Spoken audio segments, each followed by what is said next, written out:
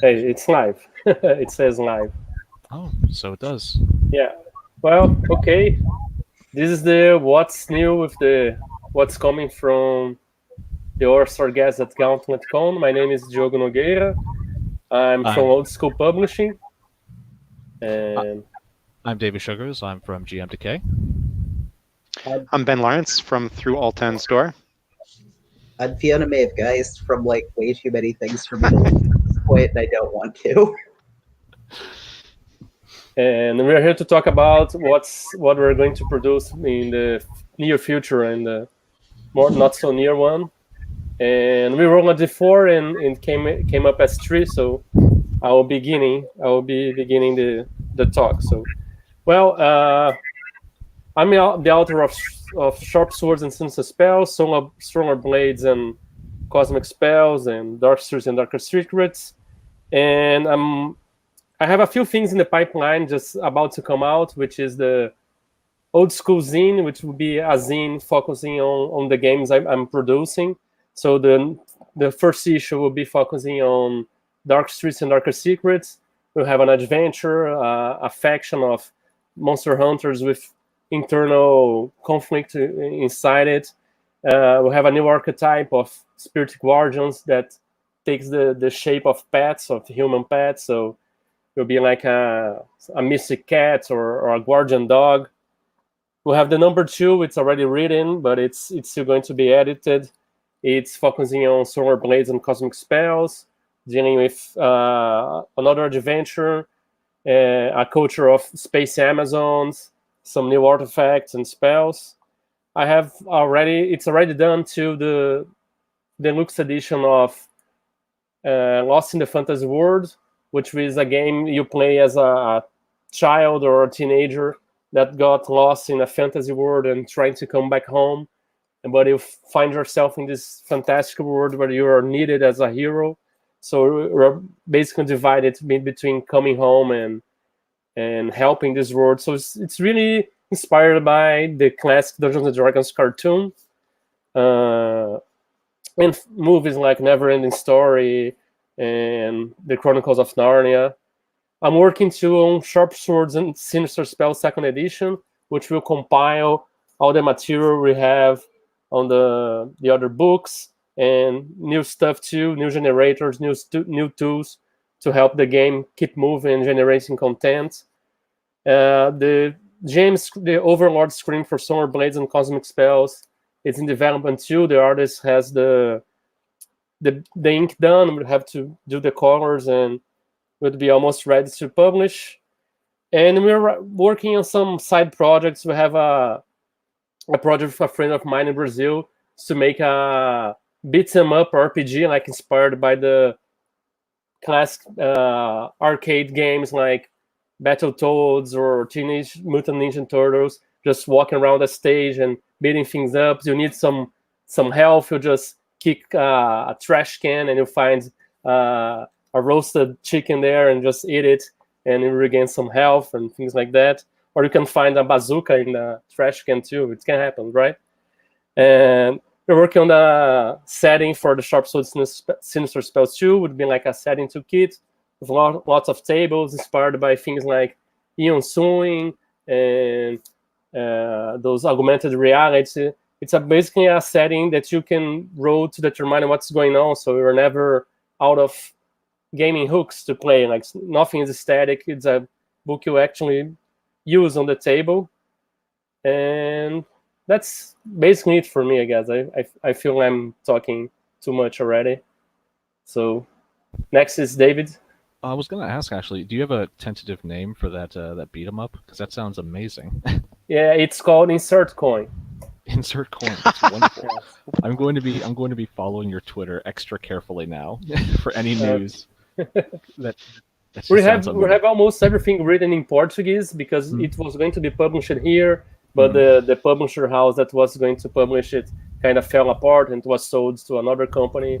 Yeah. So my friend just reached out and said, "Let's try to publish that in English." And are you going to be doing the art for this as well? Because I know you did a lot of the art for, or all of the art for Solar Blades. Yeah, but my art's more like that classic old school ink real kind pulpy. of art. I'm trying to do some color artwork, but yeah, we will see if both me and my friends are like graphic designers, but we will see if we can do that, or we'll hire someone to do like pixel art kind of art inspired by the games. Totally. Yeah, I missed out on the River City Girls Kickstarter, so this is exactly what I need right now. Cool. I'll be posting more about it as we're translating stuff. Excellent. Yeah, well, yeah, I'm David Sugars. I'm from GMTK. I feel like I'm probably going to be like a lot of the stuff I have in or that we have in works right now is relying on Fiona as well. So I'm going to sort of be playing off of her a little bit. The most important thing that we have coming is probably Liberté. That's a translation of a French story game by Vivian Fiesson. It's sort of an interesting take on like a horror communal world building thing. You play as a bunch of children that have sort of been separated from their family. They've come together in this weird city that it never stops raining. It's haunted by the ghosts of the storm, and you're trying to form a community and just survive. It's really dark, a little bit, I guess I would say it hinges a lot on the trauma that would be expected of that sort of situation. So your characters, they're forced to go through very difficult situations, and how they handle that will impact how other people see them, how they see themselves, so on and so forth. In fact, Fiona is the one who's handling the timetable for that. Have we decided exactly when we're going to be kickstarting that? I have no clue. I thought I would ask Vivian because I don't know how to do things. That's fair. That's a bad idea. So we did try to kickstart that, but it was a pretty bad time. We launched the exact same day as Root and Heart, and we were just absolutely swamped. So we're going to be retooling that Kickstarter and relaunching in the near future. So keep an eye out for that. Aside from that, we've got Demon Collective Volume 2 in the works. The first one, it was our very first publication. It was actually really got a lot of attention. We made 700% of our Kickstarter goal. The first one was based off of the idea of horror, and I think the second one we're going for puzzles. We want to sort of like redesign what RPG puzzles can be, because a lot of puzzles these days, like at least for like what you see in an average dungeon, they're either puzzles that would be entirely out of place or they make no sense given the situation, or they're Zelda sliding block puzzles nonsense. So we wanted to get the idea of actual dungeons designed around puzzles and see what that can take us.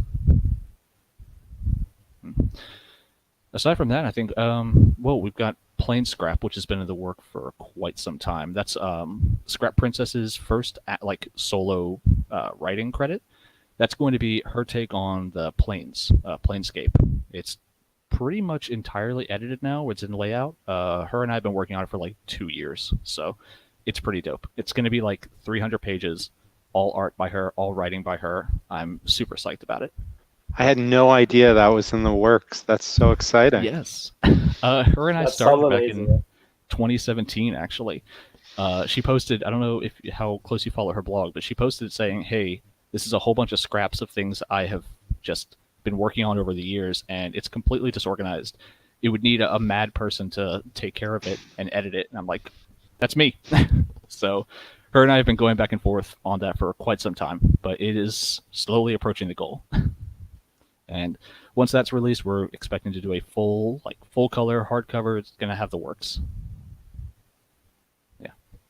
But that's basically all that's on the docket for GMTK at the time. I know Fiona does have a dungeon of her own that she's been writing for a while, but I'll let her deal with the specifics of that. But first and foremost, I guess we'll go to Ben now. Okay. Well, I'm Ben Lawrence. I'm the author and creator of the zine Through Alten's Door. It's a zine that takes you beyond the veil of sleep to explore sort of my version of the Dreamlands, a sort of Baroque dark fairy tale that's influenced by things like Lord Dunsany, Clark Ashton Smith, H.P. Lovecraft, the work of M.A.R. Barker, and other things. So far, I've produced 2 issues. Each is sort of lovingly handcrafted and produced on kind of fancy materials. They look like these, and they have detachable covers and so on and so forth. The first issue sort of took you through the titular door into a dungeon called the Ruins of the Inquisitor Theater, which is in this undercity of this flying city of the Dreamland, Zion. And the second issue takes you down the Sewer River to the catacombs of the Fleisch Guild. The Fleisch Guild are like the butcher priests of Zion. It's a sort of decadent Egyptian revival-themed dungeon, replete with blood demons and fiendish traps and so on and so forth. And so now what's immediately in the pipeline, the next thing is the writing of issue 3 is almost complete. I plan to release it at GaryCon in late March if that comes to pass. I mean, it's perilous to put these dates out there. And I'll also be reprinting issues 1 and 2 when I do that. Issue 3, instead of being focused on a single dungeon, presents a whole system for running a point crawl on this sewer river of the Dreamland. So it tries to make the sewer a dynamic, living, breathing corridor of exploration that links numerous locations. There's going to be a big encounter table, systems for exploring tributaries and crawl spaces and all the things that you might find in between the points, and at least 2 glorious maps by Gus L., who's done all the cartography for the zine so far, rules for diseases, all kinds of things.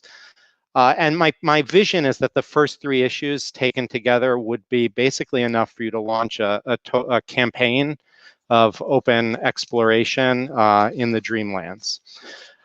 Beyond issue 3, I mean, things will get more speculative as we go out, but beyond issue 3, I plan on producing many further issues, including a quartet of issues that are focused on exploring the White Jungle, this inverted fever dream of a jungle that hangs from the bottom of this flying city. And ultimately, at some point in the future, I would like to pair with a publisher to produce a sort of high quality total product, a box set, a deluxe hardcover, something like that of the setting and world. In the shorter term, besides these further issues of the zines, I have 2 projects connected to it. So one thing that people have responded well to in the zine is the artwork. I've worked hard to find amazing artists whose work fits the aesthetic sort of vision of the setting, and they've produced amazing art for it. That includes Orphix, Jeremy Duncan, Gus L., and most of all, Huargo, who did this incredible cover of the first issue. It's so crazy looking. And right now, I'm exploring the possibility of maybe producing 1 or more posters for the zine.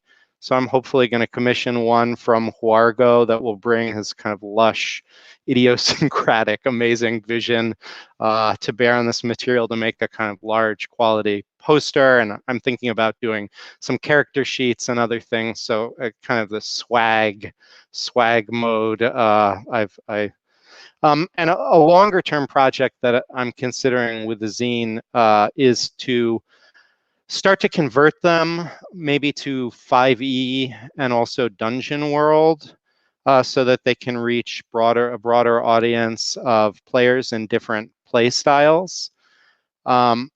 Because I don't play those systems regularly, I would be hiring somebody else to do that, to make those conversions for me. And probably they would be, at least at first, mainly available as PDFs.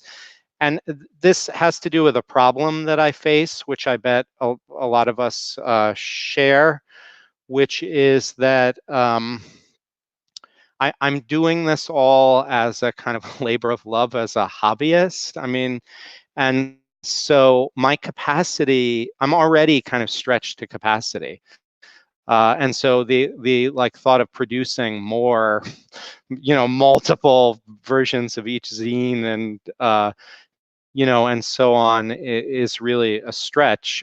So I'm also looking at like automating everything I can possibly automate, like shipping and orders and just anything to take it off my plate so I can focus on what like actually matters. But okay, that's basically what I have to say about the future. As someone who does work full time while trying to manage publishing and everything, I can say you'll want to try to get with a great distributor. I have nothing but good things to say about Exalted Funeral. I know that Matt, he does also run Kickstarters, so if it turns out that that is something you'd be interested in, he's a fantastic person to talk to. Right. Yeah, I actually thought that you were selling Altons through there for some reason, but then I remembered no, because like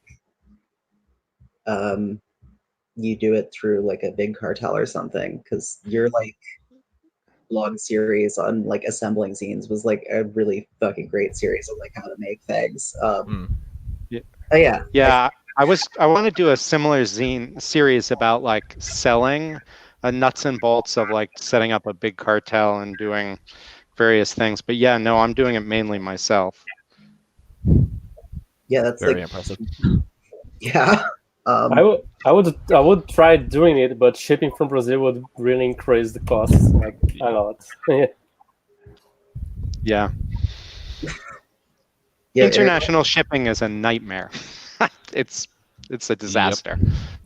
But Fiona, you want to? Oh God, I no, I would rather rant about international shipping and like how obviously this is evidence for like why we should probably restructure governments, and then just bring out a PowerPoint of my thoughts about political philosophy, and that's terrible. That would be like literally unwatchable garbage. And but yeah, I know like for example, Exalted is actually trying to like set up people in other like coastal regions to act as like hubs, just because of the fact that like that way there could be exchanges going on, and like Europe in particular, I believe he was talking to Daniel Sell from Melsonia. yeah, because like the UK and the US are like the only places that like independent people have like good partnering for like distribution in, and I guess like IPR does like the EU also.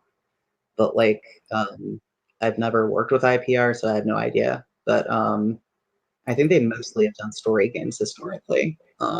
Yeah, for me it's cheaper to buy things from UK than from US. Like sometimes I buy stuff from people from the US from Melzonia because it's cheaper to ship here than to buy directly from people in the US.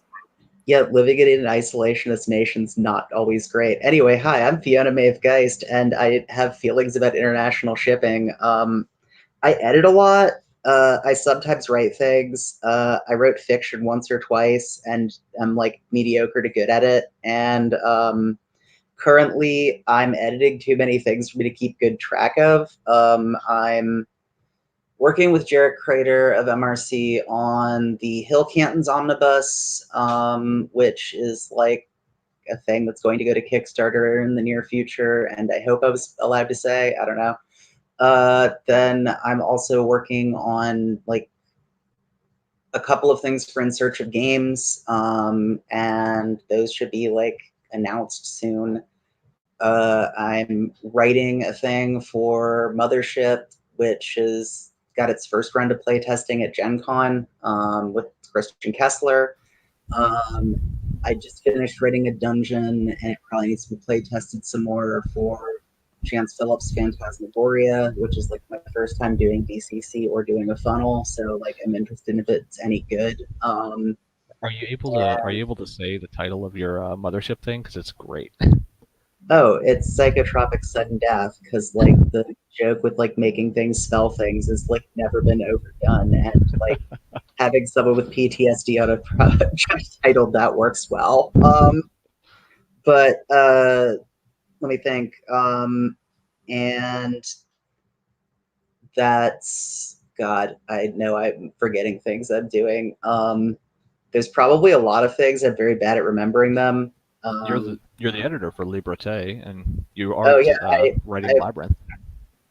Oh yeah, I work for David, and like edited Liberté with Jarrett Crater, where we're doing English naturalization for the first time, which is really cool because like Vivian is capable of translating his work into like English, which is like pretty hard, and like another barrier that there's just not a lot of people translating work, which would be super interesting to actually like see, because I don't think there's any translation program that ever is focused on mechanics. And now I wonder if like we could make a sort of like IKEA furniture language of role playing so that people could just play in Esperanto.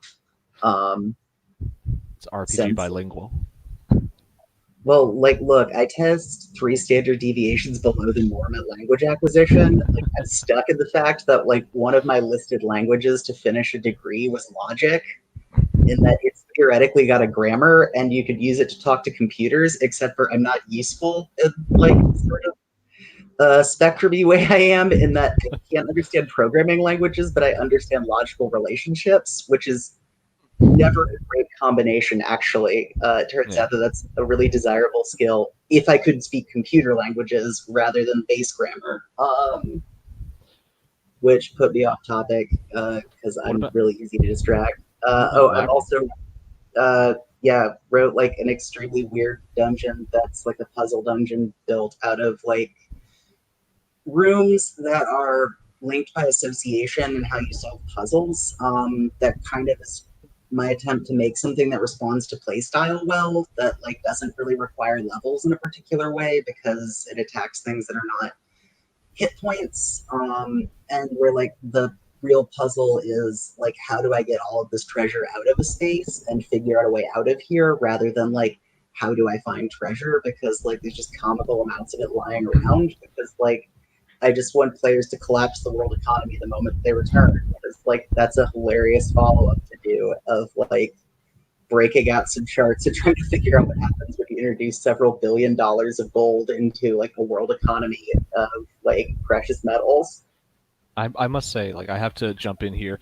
If any of you are at all interested in hiring Fiona to write, she will deliver. I originally hired her to do a one-page dungeon, 1,000 words at most, and then like 2 weeks later, she showed up with Labyrinth of Haunted Memory. It's like 17,000 words and counting. I'm just like, what can I do with this? And so we just developed that. We got a good friend of hers, Joan Rose Gordon. They are an amazing artist, and I'm super psyched to reveal their work once we get started on that. But yeah, Labyrinth is going to be badass. If you want good rules on inflation, the Nightmares Underneath they're just little tiny rules, but it's like that's like a big part of it. It's like, yeah, you come into a small town and you start spending money. The prices of everything go up at a certain point, like the economy collapses, and you know there are like various like little mechanics that are kind of fun. You're muted, Fiona. I don't think she knows she's muted. I forgot I muted myself. Good job, me. I'm really good at social interaction. But I really like Nightmares Underneath for that. And I think Soul Muppet Publishing, which is Jelly Muppet, whose actual name is Zach, is like, I think reissuing that because Johnston Metzger wanted to go to print again, and like that game's a lot of fun for that reason. And also, I think announced another thing that I'm editing today, but I haven't had a chance to look at because it announced today. But Ben, I'm really interested in your comment about like making a guide to like the sorts of nuts and bolts of like doing sales and such, because like it is such like a weird skill, and there is like a lot of like claims of things being very DIY friendly, and then people not actually having very solid advice about what you do with like an ethos. Yeah, I mean it takes a lot of first of all, it has no intrinsic value, and it takes a lot of like figuring out, like hustling and figuring things out. And so it seems like the ideal thing, like to just tell someone how it works so that they never have to go through the suffering themselves. That's like the best kind of knowledge to pass on.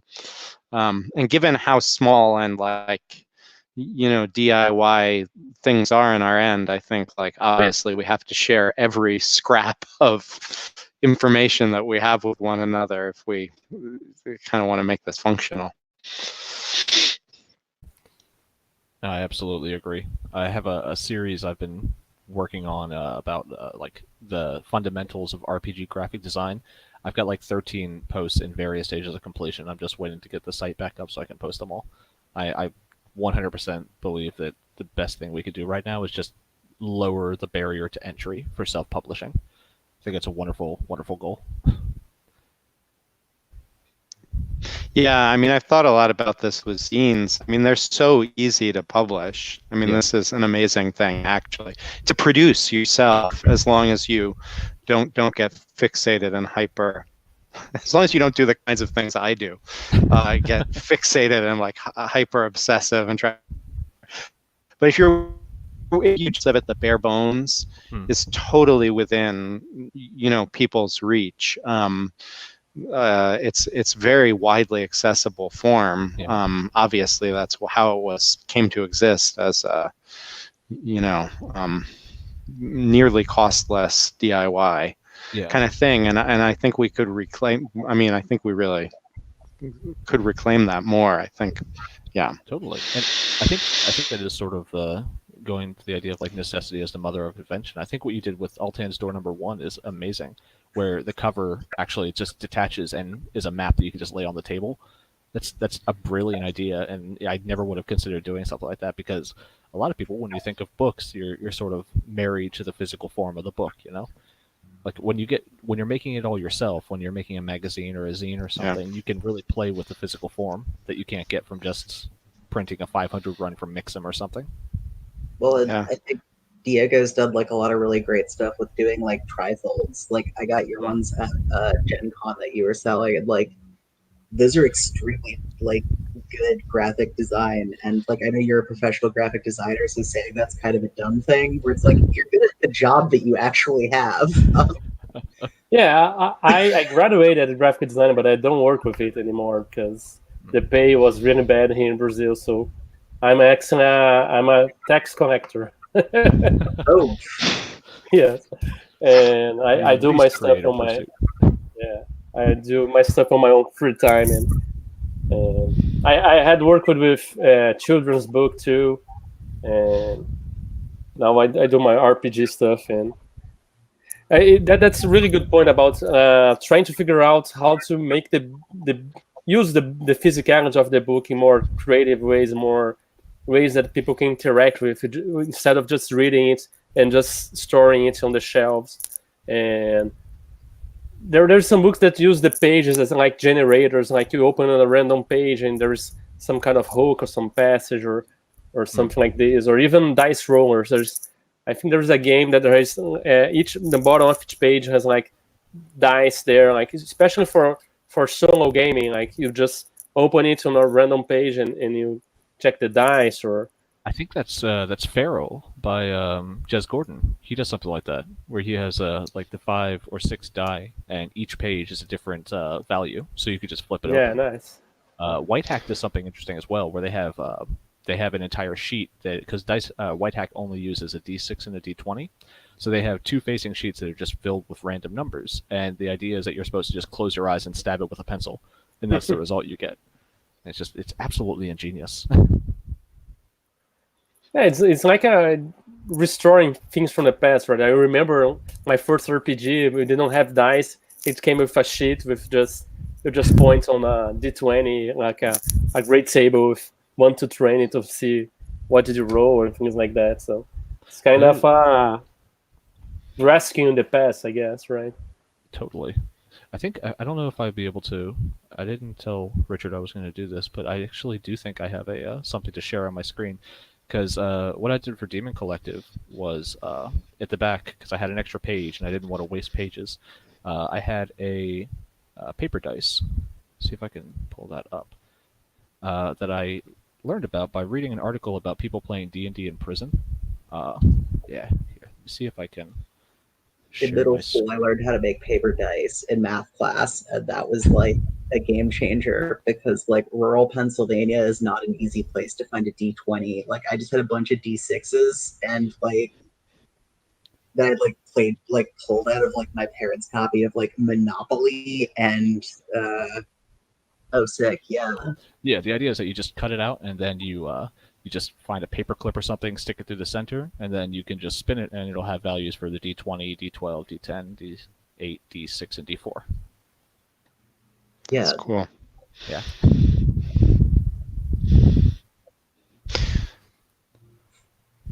What you say about, the more parts of it that you kind of control, the more like new forms you can experiment with. You know what made me really think about that in terms of graphic design was Pound of Flesh for Mothership. I think there's an argument to be made that it's over-designed in some ways, but it's like every page is, I mean, it's just clear that the graphic design was foundational to the way it conveys information, the way like each page is kind of structured, the creative ways that it has of handling like the dynamics of the module, like what's happening in each place, if you're here in various timelines, and it just seemed to be pioneering new forms all over the place, which is really cool. Yeah, I got my pound of flesh in the mail, and I have not had a chance to crack it open. I'm greatly embarrassed by that fact. But I believe that was the one. Sean McCoy himself was the one who did the design for it, and if it's anything like his work for the survival guide, I'm excited about it. Yeah, I mean the character sheet for Mothership is just great. Everything you need to create the character is writing the character sheet. It's like Character sheet is masterclass. I hope I can learn a lot from the design for Mothership because it's really good. That's another thing that OSR is like focusing a lot right now, right? To have all the information in a single spread. The tables have to fit on a single spread, so you don't have to just flip around on table one another, and trying to make the information more accessible on the table, so you don't have to flip the book back and forth. And I think that's really good, and then try to incorporate that on my stuff too. Diogo, your character sheets are amazing. The ones for the ones that have all those pictures on them, and I forget who's the artist, but anyway, those I really loved those. Cool. I have one, the official 0 level character sheets for DCC.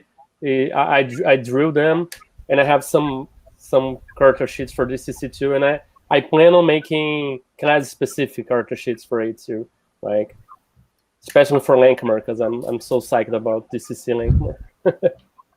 Heck yeah. Yeah, that going back to that whole thing about like OSR design being definitely like player focused and focused around like accessibility in play.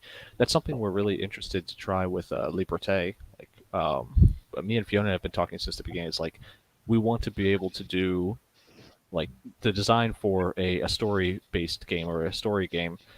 We want to be able to design it using the sort of principles that would not feel out of place in an OSR publication. Because as much as wonderful as some of the stories, as wonderful as some of the designs are for indie games, some of them just are very difficult to use at the table. You've got playbooks that span multiple pages, you've got rules that are scattered in the front and the back of the book, and we really want to try to come up with something that is accessible even at a glance. So we're taking a lot of OSR principles in mind, keeping those in mind while we do that. Yeah, I think that's like the interesting sort of thing is that like indie games are a little bit more merged now, or it seems like they are, or there's at least less of like a hot take economy than there was like maybe a couple years ago. And like there's sort of like a lot more experimentation with certain sorts of mechanics within like a scene that has done like largely things where there were not as many graphic designers and engineers, and like the way that like sort of indie D&D doesn't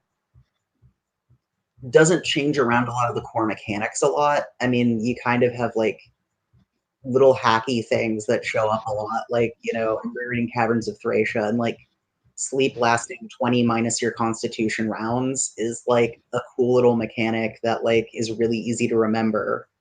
But like, things like that having cycles is like a lot of what it is. So like it's cool to see people do stuff like experiment with using like Jenga and such, because like I've always liked Kyle Chenier's piece on like toyetic design, like that, like it's fun to play games where you're playing games. I read that. That was actually a really good post. I've been trying to crack because I've been thinking. I mean, I just ran for Gauntlet Con, a game in my white jungle, which was super fun. But I've been thinking about running at. I'm going to run at GaryCon a bunch of games, and I've been thinking about different creative ways you could represent a 3D hex crawl. I mean, hex maps that you can move between, but like, how do you do that at a table? Like in front of people, like if they can go down, something more elegant than just having one sheet of hex paper and then pulling it away and putting another one. And I've been looking at there. Yeah, go ahead. I was gonna say you need that Star Trek 4-dimensional chess set. Yo, exactly. I have an answer in my long and obtuse defense of 4E is that their solution of putting a die with a number by it and using 2 colors to represent being up layers or down layers, where you could just put anything that exists at a certain 3D point that is 4 levels above ground, 40 feet up, just have a dice of the color that means that it's up and a 4 next to it, and then you can basically 3D map a 2D space. Which, God, why am I defending 4E so much? Like, I don't know how this became the path that I'm going to spend all of my weekend on, but that book's really good, and I want people to go take that abandonware and do things with it. But I think that mapping hack works pretty well for 3D, and I don't think it's a copyrighted mechanic. Yeah, I was looking at, I mean, because these are like big hexes, and it's not about where you are like in a kind of combat space. It's about like exploring a hex map in 3D. But I was thinking about different stacking techniques. I mean, I was thinking about getting hexagons printed out as game pieces, because you can do that at Game Crafter and other things. It's not cheap, but you could do it. And then, the ideal would be to have the Star Trek 4 levels of essentially like see-through plastic. That would be like but I don't think something like that exists. That would be a dimensions that I could use. So, but I am thinking like you could just stack the hexes on top of each other, and there are all kinds of things. But yeah, we have to experiment with new forms to do new things. It's fun. So yes, you can buy the Star Trek 4-dimensional chess set on Amazon, and it is exorbitantly priced. Yo, it turns out that Star Trek branding is worth a lot of money. Like, if you were unaware that it's a very popular franchise, you might have heard of it. Says the fake nerd girl that's seen 2 Star Trek movies, one of which was the J.J. Abrams one. But yeah, 3D spaces is something no one's quite made a perfect solve on. I've always thought about using the pie tray method from Warhammer, where you just use a pie tray with a spine and layers out to do stuff, because you can then move your miniatures between the layers for whether or not it's flying to certain heights, and then you can argue about blast templates, then you can argue about distance, and then you can argue about unit coherence, and then you can demand a asterisk by the victory against you. But I seriously should wargaming more than I do. But that's kind of, I think, one of the better solutions, and that's a weird thing to try and print and make. Although more origami would always be great. I guess I was going to, just completely unrelated to the idea of working in 4-dimension or 3-dimensional space. I don't know, is this a place to possibly talk about our freelance work? I know I've been doing quite a bit of freelancing recently, in addition to my official work with GM2K. And Fiona, you're basically like a full-time RPG freelancer. But I technically still walk a dog for a living. As full-time as you can be in RPG work, you can make tens and tens of dollars with a good product. But Diego and Ben, do you do any freelance work? Yeah, well, I do. Most of my freelance is illustrations. I'm currently making some stuff for the Leopard Women of Venus for the DCC third-party product of the same name. I work a lot for Sunshine Swordman Sorcerer of Hyperborea. I made the inking of the gem screen, and I make a lot of illustrations for the adventures. I work with the Crawling Under the Broken Moon, read some Filippo. I make art for his books too, and I do some work here and there in illustration for various publishers, Appendix Any Entertainment, but I also do some writing. I made some stuff for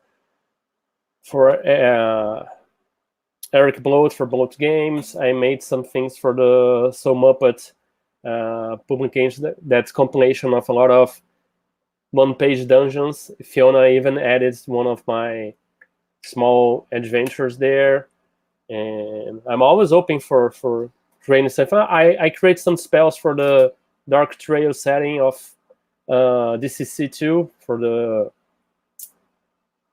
Davey Beatty setting, and I'm always open for new stuff. I actually have a lot of other things I'm working on, but I work on so many things and have a giant list of things I want to do. So I'm not saying everything because it would be like too much.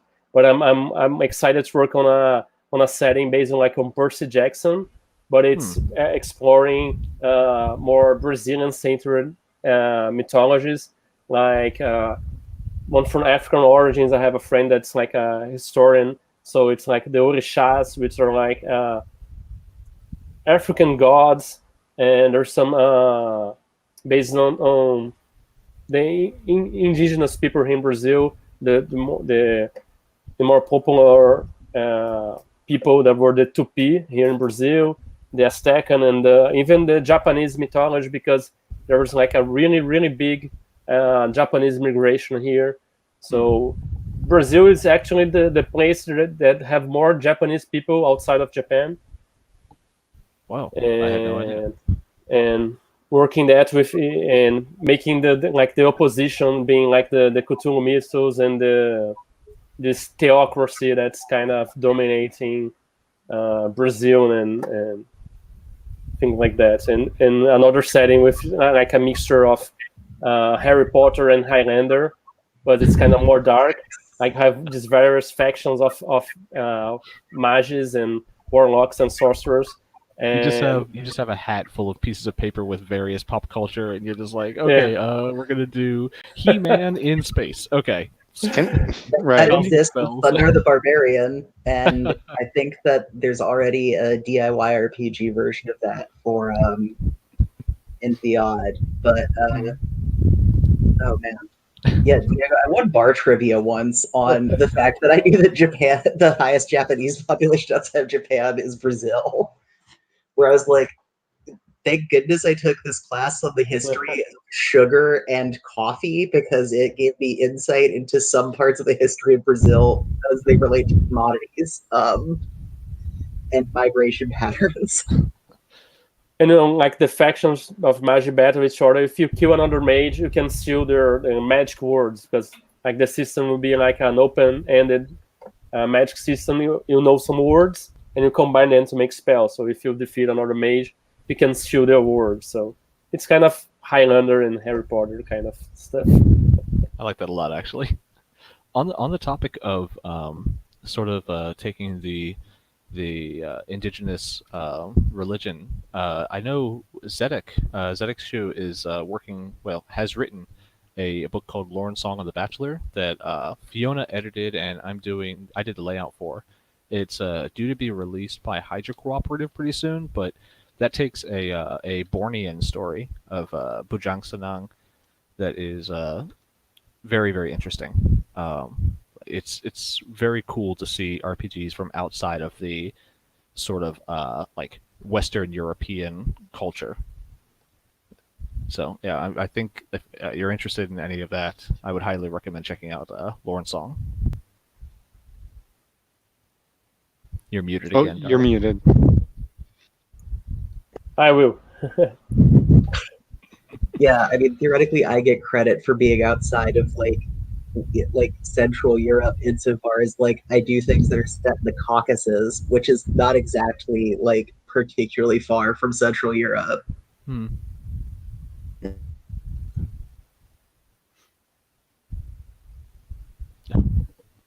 Yeah.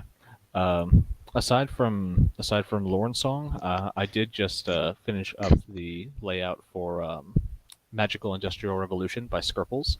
That book has gone to print. I was doing the layout and handling the Kickstarter aspect of it, but that is just a really cool, exactly as it's what it says on the title, Magical Industrial Revolution. It's the idea of magic being taken or sort of along the same lines as the Industrial Revolution. So whereas the normal D&D or like RPG world is generally seen as pretty static, this is the idea of what happens when magic has a boom. Like the first person to invent polymorph. What are the ramifications of a society in which you can literally snap your fingers and turn anything into anything else, or like dimensional doors and things of that nature. And it's pretty interesting in the way that he has written it so that these things start out fairly like novel and then become commonplace and then become disastrous when people are opening up portals left and right and entire buildings are collapsing and reappearing elsewhere. And I really like what he's done with that. And and of course, because it's Skirples, the random tables are absolutely amazing. He did one for discount spells. It's like 1d50 discount spells that are all absolutely hilarious and completely worthless. It's like Mordenkainen's Hurled Boot, or Chill Soup, Untie Shoelaces, things of that nature. Here's something I'd like to talk about. Could we kind of expand the focus a little bit and just talk about like the future of OSR publishing generally in like the post Google Plus world, and what that like looks like, and what's challenging about it, what's exciting about it? Just, do you have thoughts? I mean, I think a lot about this. What are your thoughts about what you have to do, what's working, what's not? I don't know. I think honestly that Exalted Funeral have really posited themselves as the go-to for distribution from this point on. Like I heard about them when they were doing Mothership and Ultraviolet Grassland, or Witchburner, and then they did Ultraviolet Grasslands, hugely popular Kickstarter. I had them doing Demon Collective. I'll have them doing Liberté. They're now starting their own Kickstarters, and it's just like they've really gone from pretty much like a very minor storefront / shipping distribution place to being what I would say is just the go-to at this point for OSR publications. I imagine they're going to be the ones handling a lot of the major games from this point on. But what do you, okay, but like, like why is that the thing that at this time took off and is what we need? I mean, is it because, I mean, here's something I experienced. I don't have a great way to communicate with people anymore. Yeah. I mean, Twitter doesn't really work for me. There are a lot of story game indie people on it, but there aren't so many OSR type people on it as there might be, is my experience anyway. But nor do any of the other venues work for me. I mean, the Discord is like its own special kind of hell, and MeWe seems kind of dead, or at least only certain segments made it over there that it's maybe not so vibrant. Yeah. And so like one thing is I find it hard to communicate with people. I totally get that. So yeah. So for me, an intermediary might be useful as like I don't know, like a force multiplier communicator, with maybe a broader reach than I could ever manage. It wasn't a problem for me on Google Plus, but I think now like it's a fragmented world that's kind of hard to navigate. Yeah, I I think totally agree with that. Yeah, yeah, it's hard to put a word out because there's just a few people on MIUI, there's a few people on Facebook, a few people on Twitter, and a few people on Discord. And if you want to have the word out, you have to be on all those places. And if you have to be on all those places, it's like a lot of more time and effort you have to put out just to talk about something you're doing. And sometimes it's hard to keep up. And maybe you have to like have a several points to disseminate this information would be awesome, but I don't know how to do that. It yeah. really I has think just go on, Fiona, please. oh, I just think that like a lot of things have kind of run into the fragmentation of like social scenes, and also the fact that there just hasn't been like a big clearinghouse other than like in terms of shipping, which is like a thing, which is people follow Exalted Funeral for buying purposes, but it doesn't necessarily, um, like recruit new people to doing things like playing D&D. And I think that like one, the fragmented nature of it, and like two, the fact that like drive through RPG is not the best deal for people, but is like the largest thing. And I'm hoping that like itch becomes a better curational space so that people can like learn about things by categories better, and like have a more active forum, because like I agree with Ben. I have trouble with Discord. I don't actually know how I do well at Twitter, but I do okay at Twitter, and I don't really understand it because I don't understand Twitter, and I can never seem to do anything I'd like to with it, such as promote like independent games. It ends up just being like my argument for why abandonware was better than current generation hardware, which is not really very useful. I But definitely have noticed that, like, post Google Plus, almost all of my purchases, like almost all of the cool books I hear about, are either me randomly scrolling through Kickstarter or they're referred to me by someone else. So I will be going through Discord and someone will be like, "Hey, look what I just got in the mail." Or on Twitter, I'll see randomly someone does a video review of a Patrick Stewart book that I didn't even know was in the works, and it definitely does seem like it's just become this sort of almost like a return to the very early like years of the game, which I was not even alive for. But it was just the idea of like just, oh hey, it's just a very small group of people separated by thousands of miles, constantly recommending things to one another. And oh hey, you just got this. Well, look at what I just picked up. And Twitter makes that a bit easier just to make a public post, but there is a definite fragmentation, and I'm not entirely sure how to overcome that. I mean, I think also like there's a lack of sort of like strong.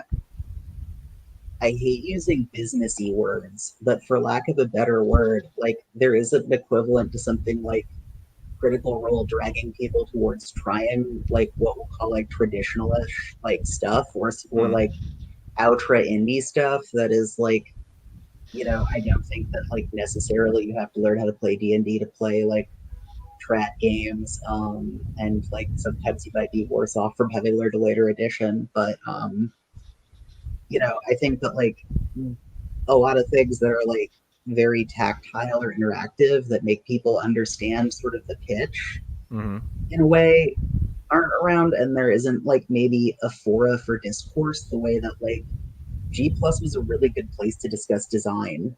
It Like was. it was pretty good for that, and like the Forge was a place where a lot of people, like regardless of sort of like dislike for it among certain quarters, like people read theory posts and wrote games a lot. And there's not currently a place where people are writing theory posts and testing each other's games. There's just like a bunch of disconnected scenes, and like Well, there's blogs, it's but you do have to have a blog roll and follow 45 different people to get their opinions, and they don't communicate with each other. So yeah, blogs are insanely frustrating to me. agreed. I like books. Like I don't want to have a book that I'm allowed to argue with, because then I'll just argue with the book all day. Yeah. And like the helpful thing about a book is I can close it or just like strike out and rewrite a rule, which is a great example of like tactile literature. We're post symposium. There's no meeting place for the great minds to come and converse. I mean, I do think there's a lot that's good, though, too. Just to put it out there. I mean, here are the four of us here at Gauntlet Con, and I think like that kind of cross pollination is happening much more than used to happen, and given the adjacentness of people's interests and the free-flowing quality of a lot of artists and designers across it, I mean, I think that's a pure win. And I also think like more and different kinds of voices getting involved, but it seems like things are kind of opening up to some extent, but it's very frustrating, though.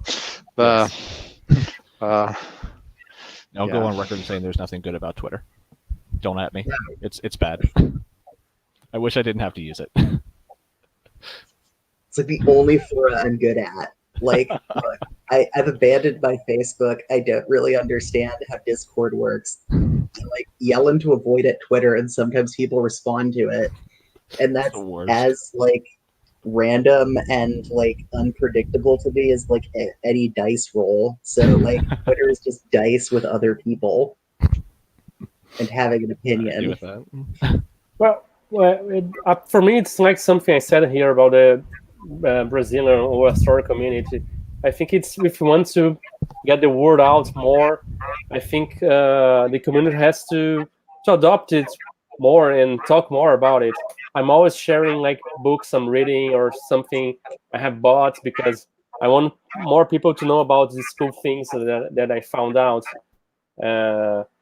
It's hard for us just to talk about our own stuff. I think even people that are not producing, if they start to talking more about what they like instead of just arguing on Twitter or anywhere else about something they don't like, I think it will help the community a lot more, because each person is on one side. Maybe there is someone that's only on MIUI, or someone that's only on Facebook or whatever. I am on Instagram too. My Instagram is basically just talking about books that I'm reading and getting, and people sometimes get to know some games because of the Instagram, and I think that helps a lot. I think actually one of the best examples of this would be the White Hack community. Christian Maelstrom has been adamant about believing that his game will just take root wherever the players congregate, and it seems to have worked pretty well. Like, he has a Reddit that after G+ closed, a lot of people went to Reddit. I think it's like 350, 400 people, and it's this incredibly tight-knit insular community. I wouldn't even say insular, but a very incredibly tight-knit community for this game that a lot of people haven't even heard of. And the creator has taken an entirely hands-off approach. He doesn't like do any publicity. He doesn't even have a PDF available. If you don't know about it, you have to find someone who does, and you're brought into the fold. And while I definitely don't think that's great for everybody, it is sort of promising, the idea that if your product is good enough, people will find it and they'll tell their friends about it, and then eventually this sort of community will grow organically.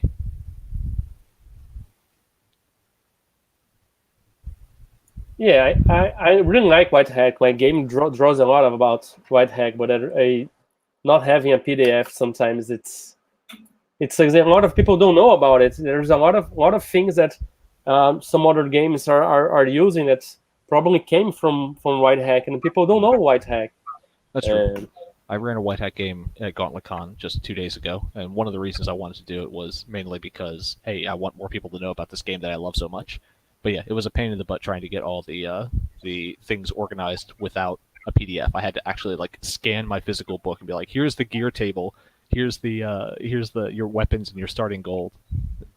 I do feel like something you're saying rings true to me, which is that the people who seem to be kind of navigating the space better tend to be people who built a dedicated space for their, let me use a game, let's say. I was going to use a disgusting word like brand. But yes, exactly. It's like a little demi-plane they've created for their own. I mean, Mothership has a Discord that's very lively, or Necrotic Gnome has a community on MeWe that's very, very lively. And I feel like, people who kind of did that and found a place for it to be like that has worked for people really well. But most people don't have that. That's just a few people who are savvy and somehow did that in a way that made sense or had sufficient momentum and then the foresight to kind of carve out those kind of communities of conversation and sharing across a variety of platforms. But I think it makes a big difference. I mean, like, even take something as crude as voting for the Ennies. Like, Mothership is wonderful, but it's also like who votes. Well, there's a Mothership Discord, and there are a lot of people who are talking to each other and into it. And so then whereas in Google Plus days, I think there was just a kind of horizontal sharing that produced a lot of enthusiasm. I think now, like, it's more of these retail kind of little spaces where a lot of energy comes from. Yeah. Yeah, I mean, Absolutely. it's a side obsession of mine is like actually archiving the hobby, because like there's not really great efforts towards that. And as I was never a great academic, but I have some academic training, I want to like actually have there be an archive and like a serious conversation about the history of it. Because like I can goof around that Teenage Mutant Ninja Turtles and other strangeness put the DSM-2 as a D100 poll, but like there's something incredibly weird about that that's really compelling to talk about as a game design decision. Yeah, I was obsessed with this when Google Plus was dying. I mean, I was just acutely aware of how much knowledge was going to be lost of like all these things that were basically unrecoverable because they were like these subjective worlds of play, and it really was killing me. I do have a lot of stuff that I downloaded with people's permission in that chaotic form that you could download things, but I just think there were all these subjective worlds that were just like essentially snuffed out, and it killed me at the time, having like for years been in those conversations. And Well, that It's an amazing how entire even IRC was better archived for research. And it's like IRC was like made in an era where 3.5 floppy disks worked. For fuck's sake. well, didn't the end of Google Plus, didn't that also delete all of the Google Plus comments on blog posts? Like entire entire comment threads have just been purged, and it was just exactly like what Fiona was talking about. It's the idea of somebody wrote something and then the conversation occurred as to how maybe some people disagreed with it, and then now that's gone. Like game design, that particular design conversation is now lost to the ether. It's a true shame.